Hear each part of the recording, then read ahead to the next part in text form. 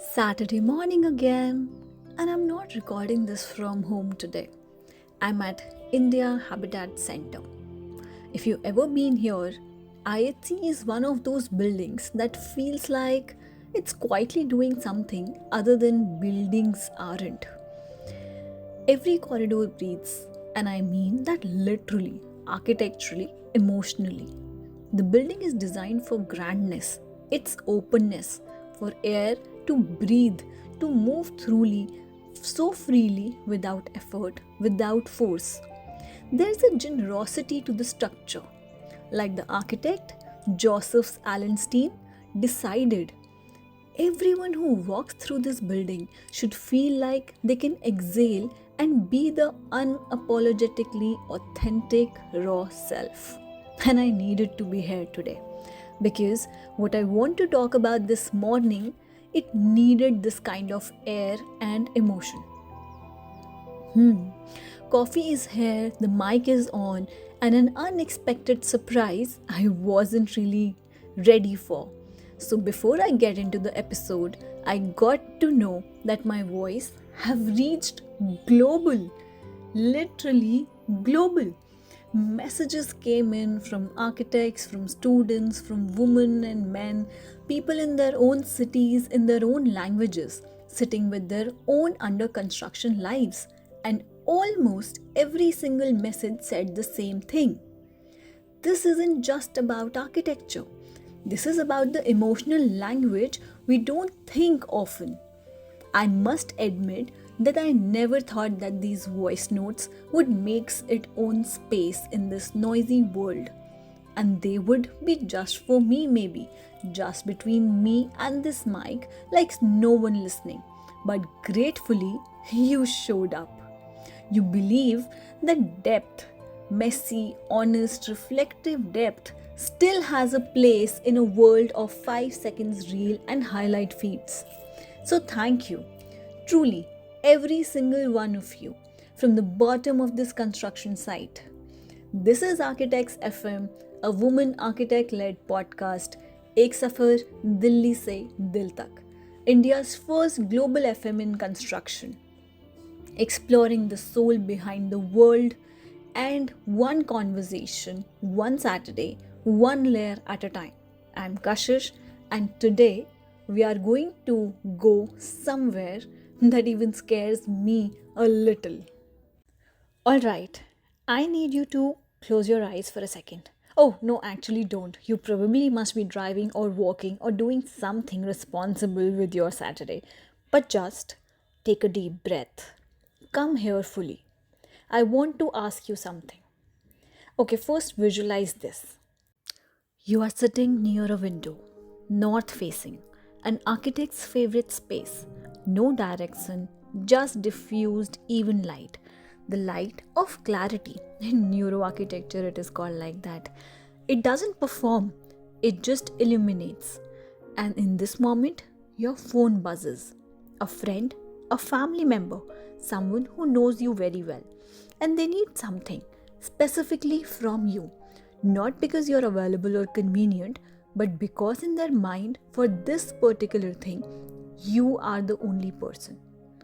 So tell me, what would they be asking for? What are you actually good at? Don't rush it, don't edit it. Sit with it honestly. Because whatever just came to your mind, that's not a coincidence. That question goes straight to the core of who you are. It goes to the place where your so-called crazy quietly become your greatest gift. The thing that people come to you for before you had a word for it.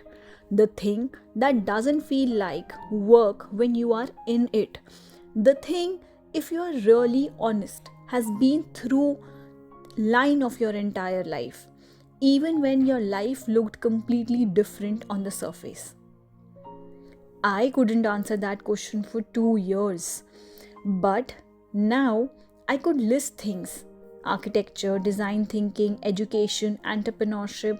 I had a very tidy inventory of skills. But all of these were just narrow level, basic accomplishments. I hadn't touched that question in the root for a long time. And then something happened. This week, in the middle of an ordinary podcast, I was listening to someone talking about building a company, strategy, timing, all the right moves, solid, practical content. And somewhere in between, they dropped a line quoting Steve Jobs. The people who are crazy enough to think that they can change the world are the ones who actually do it. And I just stopped. I pulled out my earphones, put my face down, and just sat there. Because in 2026, this line doesn't land like this, like a motivation quote. It lands like a mirror. It made me think about my 2 years ago time that exactly made me take a decision, a very strong one. I decided to quit practicing architecture full time and begin teaching full time, like the design thinking and entrepreneurship to the kids in grade 6 to ninth in some of the most prestigious schools that I ever walked into. I wanted to be honest with you about what I felt from outside because it would matter for what I'm going to say. Everyone questioned, not unkindly mostly, but they still questioned. Why are you stepping back? You've built something here in this field. It's a distraction. Just people did not say it out loud, but I could feel it. The slight shift in how they talk to me and how they tell me that I have made this expensive, impractical choice. And some days I believe them. Some days I wonder if, in fact, I was crazy or something. And in my complete stubborn heart, unreasonable faith was there in my gut. Because this was mine. The decision that happened with me was my responsibility.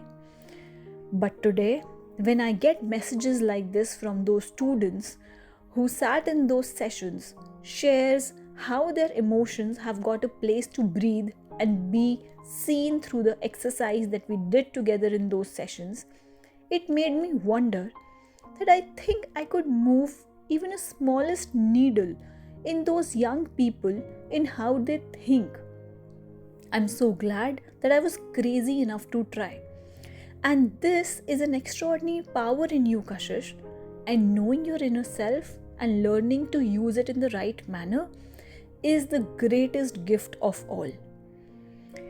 And all of this while I'm saying the younger version of me, the bubbly teenage champ, enthusiastically said, "Oh, then I was so really crazy because basketball and biology, buildings and art, declamations and music, all at the same time. No single path I was following, no safe lane.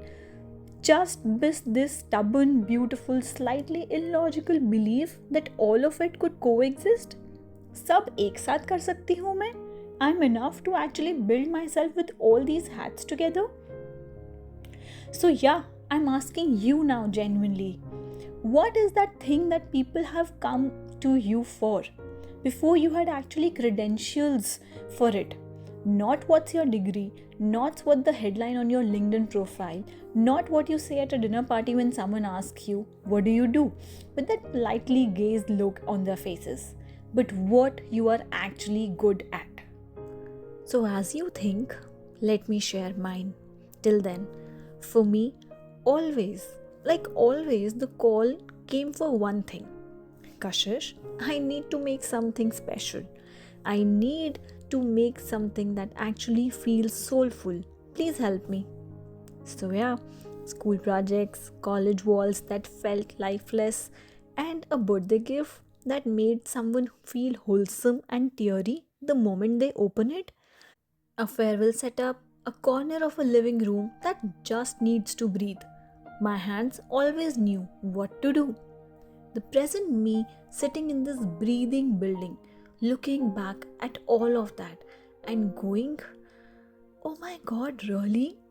The years of science that gave me language, a way to understand how humans actually function, what made bodies and mind respond. Architecture gave me a structure, a framework for all that instinct.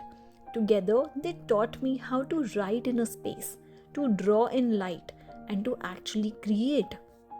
And I have realized the moment you create something with your hands, with a pen, by rearranging a room, your brain is doing something extraordinary. It's processing emotion. It's giving feeling of a form. That's what architecture does its best. That's what journaling does. That's what my design thinking classes do for the kids who sits in them. Even in chaos, you can build structure outside and inside. That's what something that I have been my whole life.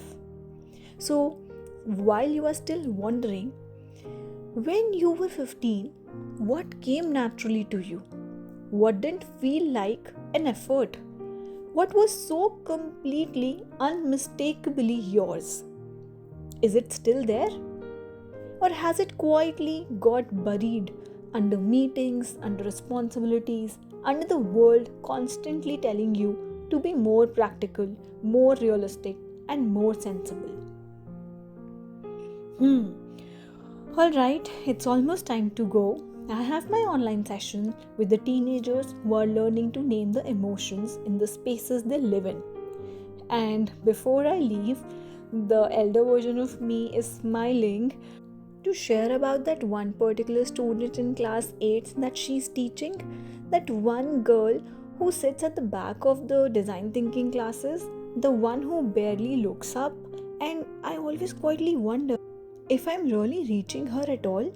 She came to me after class on Thursday and handed me a folded piece of paper where she had drawn her house and labeled every room with an emotion and also a color, like the kitchen colored in yellow and scent like safety, the windows possibly we colored with blue and written ideas, and her own room colored in blues and greens which said peace and my comfort zone.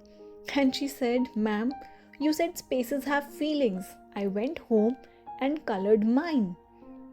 And later, she messaged me that day, "Emotional architect, ma'am, a person who actually makes me talk with my spaces and feel it.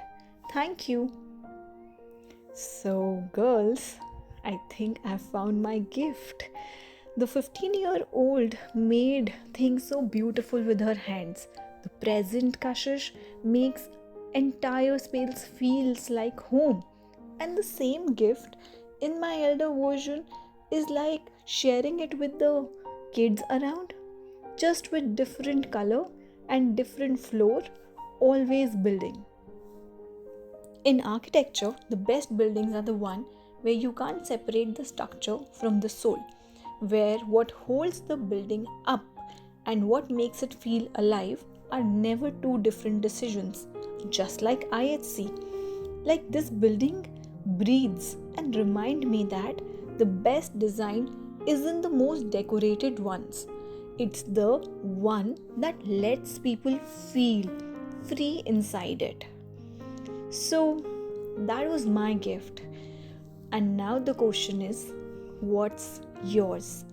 What your greatest gift of all? And before I leave, I just found out a notification on my phone from a woman sitting in Japan listening to these voice notes, writing to me. Oh my god, it just made me stop. Like a lady sitting in Japan listening to this voice notes from Delhi se Dil Tak about architecture and feelings and the messy business of still becoming. And something landed for her enough that she reached out. I'm not going to share her full message today because that deserves its own conversation and space. So, yes, I promise that's for next Saturday, for sure. Till then, ask yourself honestly, what is that thing people remember you for? What did you do before you knew it was even a skill? What has never actually changed about you, even as if everything has else did? Come, let's catch up on Instagram. The DMs are genuinely really open. I want to hear your teenage superpower. I want to know your version of craziness. Links are in the description because this journey, this Safarnama, it was never only mine. It's ours. I hope this episode made you think freely about your gifts, even if little. So, yeah, me signing off week 4 of 26. Until next Saturday, same coffee, same mic, same site. Beautifully, stubbornly under construction. And yeah, the woman from Japan, she's gonna come. I am Kashish, and this has been Architects FM Ek Safar Delhi se Dil Tak. One journey from the city to the soul. Keep excavating, your gifts are already in there. Take care.